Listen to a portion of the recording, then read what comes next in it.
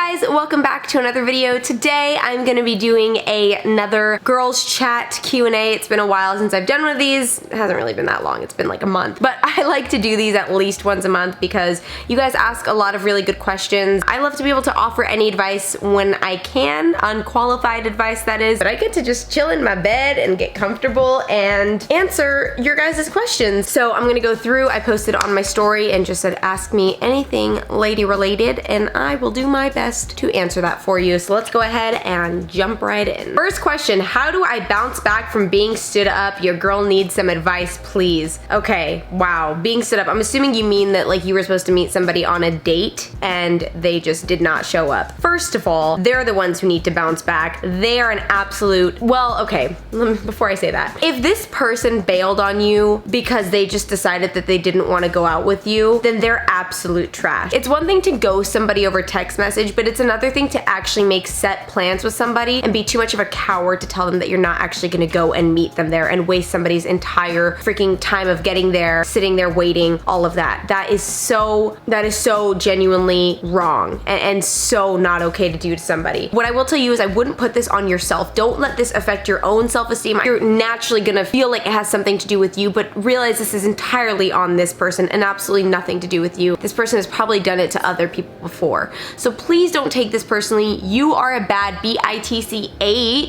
Please do not let this guy or girl take away any of your confidence. This person clearly has their own self-esteem issues to work on. Don't let their self-esteem affect your self-esteem. There are so many questions about loving yourself and being confident in your own body. Just in the first few questions that I've gotten here, I've already seen like 6 questions about it. So this can be such a loaded question because everyone has their own way that they have worked towards better body confidence and self-image and, you know, all of that. And I can't even really give you guys specific advice because it's something that I'm still working on myself. Number one, don't compare yourself to other people. You're going to inevitably at some point compare yourself. It's impossible to never compare yourself, but try when you feel yourself going down a spiral, try to just stop it dead in your tracks and realize that you are your own person and you should be happy to be your own person. And you're so lucky to get to be who you are and find the beauty and the positivity in that. That's a big thing for me is I'm constantly comparing myself to somebody else's body, personality, look, whatever it is. And the second I start spiraling, I stop myself. I look at some pictures of myself that I really like, or I write down some traits about myself that I really like. And sure, it might seem self-centered, but when you're feeling like that, I think it's okay to become self-centered for that moment, to realign with yourself and realize what it is that you love about yourself and why you're so lucky and so happy to be who you are. And secondly, just taking care of yourself is so important. I find that a lot of the times when I'm not feeling confident, it's because I've been eating really poorly. I haven't been working out. I haven't been good to my body. I've been drinking a lot, whatever it is. And so when I start to feel that way, I do start to take a look at what I've been eating and what I've been consuming and how often I've been drinking. And, you know, like I said, there's typically a pattern there. So I start eating more greens. I start having more smoothies. I start cooking some more meals at home. I end up only going out for one drink, or I don't go out for a drink at all. You know, what we feed our body fuels our brain as well. So they work together. And if you are not treating one thing right, the other is going to start to suffer as well. It doesn't even mean that you're necessarily going to see physical changes that you want to see, but you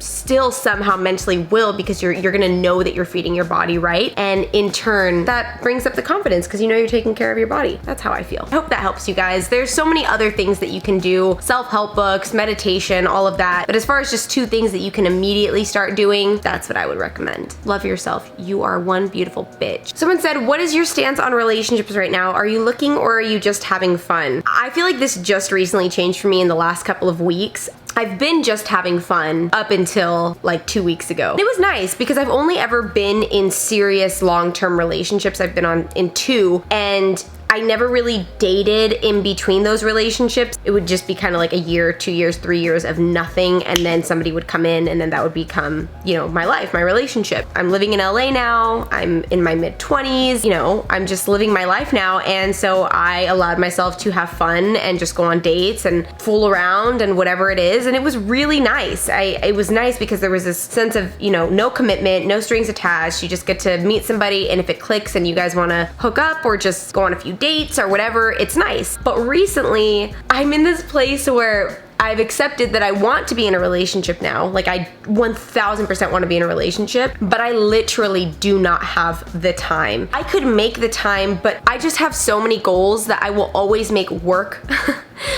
a priority over any relationship. There's a few guys that I talk to every once in a while, and we get close to making plans or whatever, and then I just end up disappearing or telling them that I don't have time, and that's my own issue that I need to work out. Obviously, it's nothing to do with these men. In the moment when I'm talking to them, I'm like, yeah, I can make this work, and then I'm like, oh my god, I'm still working it. It's 9:00 p.m. I'm so tired. I don't want to get dolled up. I don't want to look all pretty. So long story short, yes, I would like a relationship, but also no, because I don't have the time to commit to a relationship or, you know, develop something new, because relationships are very time consuming, if you didn't know. Do you think it's normal for a 22-year-old to be a virgin? I feel out of the loop with my friends. It is absolutely normal to be a virgin at 22 years old. There is no age that you should then not be a virgin. In many religions, people can't even have sex until they're married. So please don't feel out of the loop in that. If you are doing this as a choice because either you are waiting till marriage, you haven't found the right person that you want to have sexual relationships with, feel no shame in that. So let your friends go and have fun and do whatever it is that they're doing sexually, but don't feel like there's something wrong with you for that, or that you feel out of the loop. I mean, you're doing this because you want to, or because you haven't found the right person, or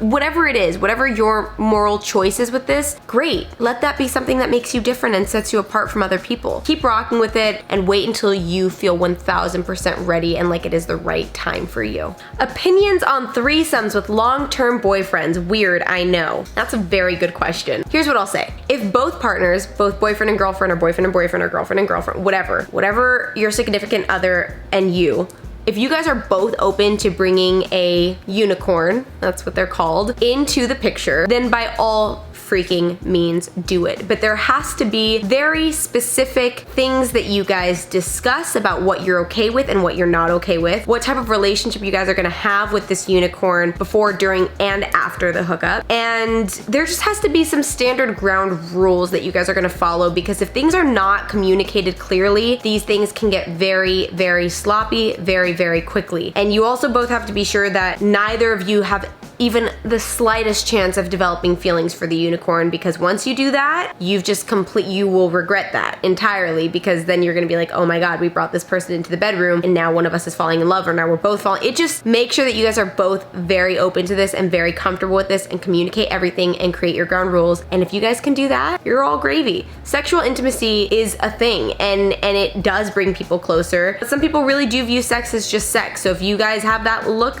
and stance on it, then maybe it wouldn't affect you guys as much. But again, communication is going to be so important when it comes to things like this. Somebody said, do you ever catch feelings when you've done a one-night stand? If so, how do you deal with it? There have been two times that I've caught feelings from a one-night stand. I thought there was only once, there was twice. The first time was awkward because I thought we were just hooking up with each other.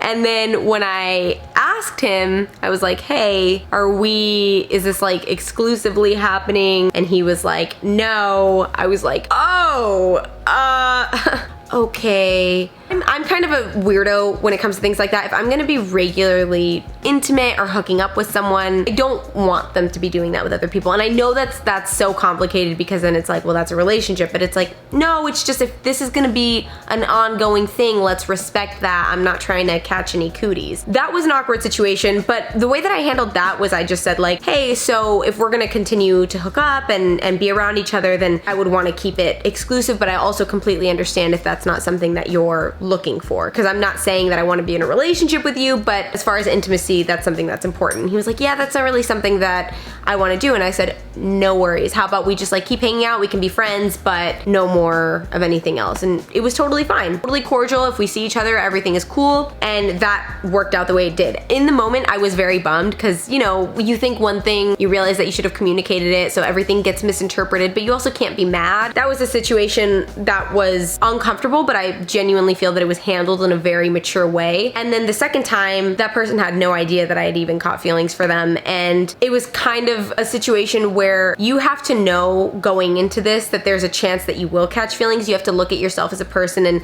see the way that you are generally after you are intimate with somebody. And if you are the type that catches feelings, then be weary of that. If it's somebody that you already like and you're gonna hook up with them, sure, it might be so exciting, but also like, is this gonna hurt you in the long run? And if you feel like you can handle the emotions that come after, then cool, you know, like do it. But if you feel like it's gonna affect you in the relationship that you have with that person after and they're not looking for anything more, you just have to be mindful of that. So for me, I knew with that person that it was not gonna go anywhere and that it probably never would. And so it was just kind of like, I'm doing this, I know what I'm doing. Is it gonna suck a little bit for a few weeks while I'm sad thinking, you know, oh, it would be cool if it turned into something more? Yes, but also this is a decision that I'm consciously making prior to, and I'm accepting it now. And then it was fine. And then I was like, okay, I'm over it. Once a cheater, always a cheater with a question mark. Yikes. I personally feel once a cheater, always a cheater. I just know too many stories about people who have given somebody a second, third, fourth chance and been utterly devastated and let down. I feel that every cheater I know has continued to be a cheater. But on the other hand, I know that there has to be people who have cheated and been like, I'm never doing that again, and I've never done it again. I would say most times, yes, they're always a cheater, but there is that off chance. It's like antibacterial sanitizer, hand sanitizer. There's a 99.99999% chance they're going to cheat again, but there's still that 0.000000001% that they might not.